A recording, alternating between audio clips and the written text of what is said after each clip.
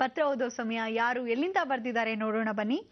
ಗುರುಜಿ Mohan DK ಅನ್ನೋರು ಈ ಪತ್ರವನ್ನ ಬರೀತಿದ್ದಾರೆ. ಗುರುಜಿ ನಮಸ್ಕಾರ ಅಂತ ಹೇಳ್ತಾ ಅವರು ಒಂದು ಕಾಯಿಲೆಯಿಂದ ಬಳಲ್ತಿದಾರಂತೆ ಗುರುಜಿ. ಚರ್ಮದ ಕಾಯಿಲೆ, ಲ್ಯುಕೋಡರ್ಮಾ ಅಂತ ಅದ್ರ ಹೆಸರಂತೆ.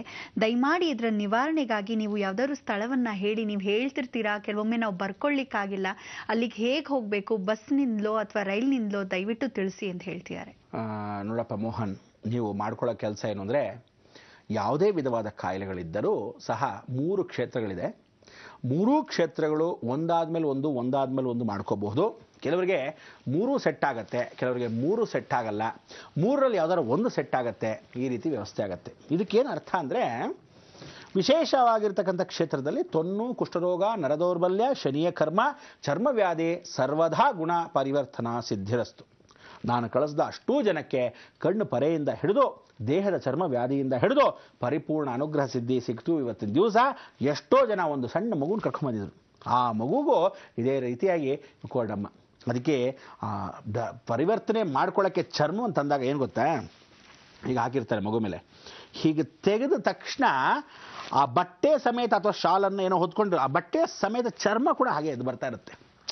ಇದು ಯಾವ ಕಾಲಕ್ಕೂ ಹೆಚ್ಚಾಗ್ತಾ ಬಹಳ ಕಷ್ಟ. ಈ ರೀತಿಯ ಚರ್ಮ ವ್ಯಾಧಿ, ಚರ್ಮ ಬಹಳ ಲೇಸಾಗ್ಬಿಡುತ್ತೆ. ಗೊತ್ತಿಲ್ಲದೆ ಬಾಳೆಹಣ್ಣು ಸಿಪ್ಪೆ ತೆಗೆದು ಹಾಕಿ ಬಂದ್ಬಿಡುತ್ತೆ. ಕೆಲವು ಬಹಳ ಸಲೀಸಾಗಿರ್ತಕ್ಕಂಥ ಸಿಪ್ಪೆ ಇದ್ದ ಹಾಗೆ. ಇನ್ನರ್ ಲೇಯರ್, ಔಟರ್ ಲೇಯರ್, ಇದೆಲ್ಲ ಕಾರಣ ಏನು ಅಂದರೆ ಸೂರ್ಯ ಮತ್ತು ರಾಹು. ಅದಕ್ಕೆ ಚರ್ಮಕ್ಕೆ ಸೂರ್ಯನಿಗೆ ಪರಿವರ್ತನಾ ಅನುಗ್ರಹ ಸಿಗಬೇಕು ಅಂದರೆ ಚರ್ಮಕ್ಕೆ ವ್ಯಾಧಿಗೆ ಪರಿವರ್ತನೆ ಸಿಗೋದು ಸಾಕ್ಷಾತ್ ಆಯುರ್ವೇದ. ಆಯುರ್ವೇದ ಯಾರಿಂದ? ಇದೇ ಮತ್ತೆ ರಾಹು, ಅದೇ ಮತ್ತೆ ಸೂರ್ಯ, ವಿಶೇಷವಾಗಿರ್ತಕ್ಕಂಥ ಗುರು. ಈ ರೀತಿಯಾಗಿ 3 ಸೇರ್ಕೊಳ್ತಕ್ಕಂಥ ಅವಕಾಶ ಸಿಗುತ್ತೆ. ಈ ಕ್ಷೇತ್ರಗಳಲ್ಲಿ ನೀವು ಪಾಪ ಕೇಳಿದ ಹಾಗೆ ನಾನು ಕಳಿಸ್ಕೊಡ್ತೀನಿ. ಅದಕ್ಕೆ ಕಳಿಸ್ಕೊಳ್ಳೋಕ್ಕೆ ಮೊದಲಾಗಿ ರಾಕಾಯಮ್ಮ ದೇವಸ್ಥಾನ. ಕಾಯಮ್ಮ ದೇವಸ್ಥಾನ ಅಂದರೆ ಆಯುರ್ವೇದದ ರಾಹು ಕ್ಷೇತ್ರದಲ್ಲಿ ಅಮ್ಮನವರು ಕಲಶವನ್ನು ಇಟ್ಕೊಂಡಿರೋ, ಬಂಗಾರದ ಕಲಶವನ್ನು ಇಟ್ಕೊಂಡಿರೋ ವಿಶೇಷವಾಗಿರ್ತಕ್ಕಂಥ ರಾಕಾಯಮ್ಮ.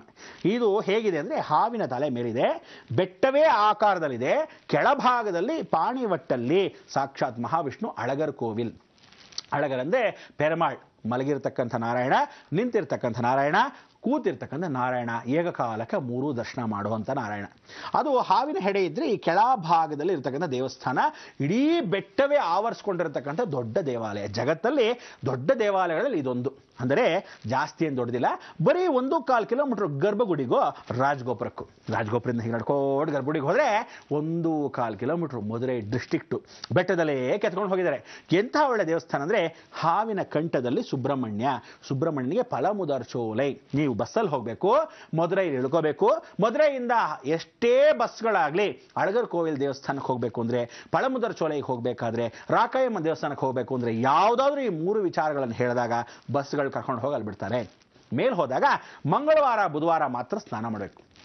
ಮಂಗಳವಾರ ಅಥವಾ ಬುಧವಾರದ ದಿವಸನೇ ಸ್ನಾನ ಮಾಡೋಕ್ಕೂ, ಬೇರೆ ದಿವಸ ಮಾಡಬಾರ್ದು. ಬುಧ ಮತ್ತು ಮಂಗಳ ಗ್ರಹ ಯಾವತ್ತು ಒಂದು ಸೇರಿದ್ರೆ ಯಂತ್ರ ಸ್ವರೂಪ ಅಂತ ಕರಿತೀವಿ. ಆ ಯಂತ್ರದಿಂದ ಸರ್ವದೋಷವು ಪ್ರಾಯಶ್ಚಿತ್ತವಾಗುತ್ತೆ. ಅದಕ್ಕೆ ಯಂತ್ರ, ಮಂತ್ರ, ತಂತ್ರದೋಷದಲ್ಲಿ ಪಾದರಸ ಅಂದರೆ ಬುಧ, ಪಾದರಸ ಇದ್ದ ಹಾಗೆ ಇರ್ತಕ್ಕಂಥ ನೀರು, ವಿಶೇಷವಾಗಿರ್ತಕ್ಕಂಥ ಕುಜ, ಅಂಶವಾಗಿರ್ತಕ್ಕಂಥ ಮರಳು, ಎರಡೂ ಸೇರಿದಾಗ ಯಂತ್ರ ಸ್ವರೂಪ, ಮಂತ್ರ ಸ್ವರೂಪ, ಯಂತ್ರ ಸ್ವರೂಪ, ಮಂತ್ರ ಸ್ವರೂಪ. ಏನು ದೇಹಕ್ಕೆ ಅಂದರೆ, ಆಲೋಚನೆ ಗೊತ್ತಿಲ್ಲದೇನೆ ನಾವಲ್ಲಿ ಹೋಗಿ ಸ್ನಾನ ಮಾಡಿದಾಗ ಅಮ್ಮನವ್ರ ಕೆಳಗೆ ಸ್ನಾನ ಮಾಡಬೇಕು. ನೀವೇನು ಮಾಡ್ತೀರಿ ಗೊತ್ತಾ? ಸುಮ್ಮನೆ ಸ್ನಾನ ಮಾಡೋದಿದೆ, ಸುಮ್ಮನೆ ಎಲ್ಲೋ ಸ್ನಾನ ಮಾಡೋದು, ಪ್ರೋಕ್ಷಣೆ ಮಾಡ್ಕೊಳ್ಳೋದು, ಹಾಗೆಲ್ಲ ಮಾಡ್ಕೋಬೇಡಿ. ಲಕ್ಷಣವಾಗಿ ಕೆಳಗೆ ಕೂತ್ಕೊಂಡು ಸ್ನಾನವನ್ನು ಭಾಳ ಚೆನ್ನಾಗಿ ಬ್ರಹ್ಮಕೊಳ, ವಿಷ್ಣುಕೊಳ, ಶಿವಕೊಳ ಅಂತ 3 ಕೊಳಗಳಿದೆ. ಆ 3ರಲ್ಲೂ ಸ್ನಾನ ಮಾಡಿಕೊಂಡು ನೀರನ್ನು ತಲೆ ಮೇಲೆ ಹಾಕ್ಕೊಂಡು ಅಮ್ಮನವ್ರ ಕೆಳಗಡೆ ಪಾಣಿವಟ್ಟಲ್ಲಿ ನೀರು ಬರುತ್ತೆ. ಆ ನೀರು ಬರ್ತಾ ಇದ್ದಾಗ ತಲೆಯನ್ನು ಕೆಳಗೆ ಹೋಗಿಡಬೇಕು. ಕಾಲಿದ ನೋವಿದ್ರೆ ಕಾಲನ್ನು ಹಾಗೆ ಇಟ್ಕೋಬೇಕು. ಆ ನೀರು ಧಾರಾಕಾರವಾಗಿ 3600 ವರ್ಷದಿಂದ ಇದುವರ ತನಕ ನೀರು ಹೇಗೆ ಹರಿತಾ ಇದೆ ಅಂದರೆ, ಯಾರಾದರೂ ದೊಡ್ಡ ಕೊಳವೆನಲ್ಲಿ ನೀರು ಬಿಡ್ತಾ ಇದ್ದಾರೇನೋ. ಎಷ್ಟೋ ಜನ ಹುಡುಕಾಡ್ಬಿಟ್ರು, ಜರ್ಮನಿ, ಫಾರಿನ್, ಗೀರಿನೆಲ್ಲ ಎಲ್ಲಿಂದ ಬರ್ತಾ ಇದೆ ನೀರು ಅಂತ. ಬೆಟ್ಟ ಪೂರ್ತಿ ಹಾವಿನ ಸ್ವರೂಪ. ಎಷ್ಟೋ ವಿಧವಾದ ಹಾವುಗಳಿದೆ, ಎಷ್ಟೋ ವಿಧವಾದ ಸರ್ಪಗಳಿದೆ, ಎಷ್ಟೋ ವಿಧವಾದ ಆಯುರ್ವೇದ ಗಿಡಮೂಲಿಕೆಗಳು ಬೆಟ್ಟದಲ್ಲಿ ಬೆಳೀತಕ್ಕಂಥದ್ದು. ಇವತ್ತಿನ ದಿವಸ ಎಷ್ಟೋ ಪ್ರಾಣಿಗಳು ಕೂಡ ತಮ್ಮ ದೇಹದಲ್ಲಿ ಏನಾದರೂ ನೋವುಗಳಿದ್ರೆ ಅದು ಪರಿಹರಿಸ್ಕೊಳ್ಳತಕ್ಕಂಥವೇ ಕ್ಷೇತ್ರ. ಇಲ್ಲಿ ಬಂದು ಆ ನೀರನ್ನು ಸ್ನಾನ ಮಾಡಿದಾಗ ದಯವಿಟ್ಟು ಹೇಳ್ತೀನಿ, ಒಂದು ಗಂಡ ಹೆಂಡತಿ ಮಕ್ಕಳು ಅಂದರೆ ನಿಮ್ಮ ಮನೆಯಲ್ಲಿ ನೀವು ಕುಟುಂಬದ ಮದುವೆ ಆಗಿದ್ದರೆ ಒಂದು 5 ಲೀಟರ್ ಕ್ಯಾನನ್ನು 5 ಲೀಟ್ರು ಕ್ಯಾನಲ್ಲಿ ನೀರು ಹಿಡ್ಕೊಳ್ಳಿ. ನೀರು ಬರ್ತಾನೇ ಇದೆ ಇದುವರ ತನಕ, ಇನ್ನು ಜಲದಲ್ಲಿ ನಿಲ್ಲಲ್ಲ. ಅಷ್ಟು ವಿಶೇಷವಾಗಿರೋ ಶಕ್ತಿ ಅಮ್ಮನವ್ರ ಕಾಲು ಕೆಳಗೆ ಭಾಳ ಚೆನ್ನಾಗಿ ಧಾರಾಕಾರವಾಗಿ ಹರಿತಾ ಇದೆ. ಆ ವಿಗ್ರಹದ ಒಳಗಿಂದನೇ ಹರಿತಾ ಇದೆ. ಇವತ್ತವರೆಗೂ ಎಲ್ಲೂ ಆಗಲಿ ಯಾವ ಕೊಳೆಗಳು ಇಲ್ಲ. 5 ಲೀಟರ್ ನೀರನ್ನು ಒಂದು ಕುಟುಂಬಕ್ಕೆ ತಗೋಬೇಕು. ಯಾಕೆಂದರೆ ತಂದಿರೋದನ್ನ ಮನೆಯೊಳಗೆ ತಂದ ಮೇಲೆ ನೀವು ಅಮಾವಾಸ್ಯೆ ಪೌರ್ಣಿಮೆಗೆ ಏನನ್ನು ಮಾಡಬೇಕು ಇದನ್ನು ನಾಳೆ ದಿವಸನೂ ವಿಶ್ಲೇಷಣವಾಗಿ ತಿಳಿಸ್ಕೊಡ್ತೀನಿ, ಯೋಚನೆ ಮಾಡಬೇಡಿ.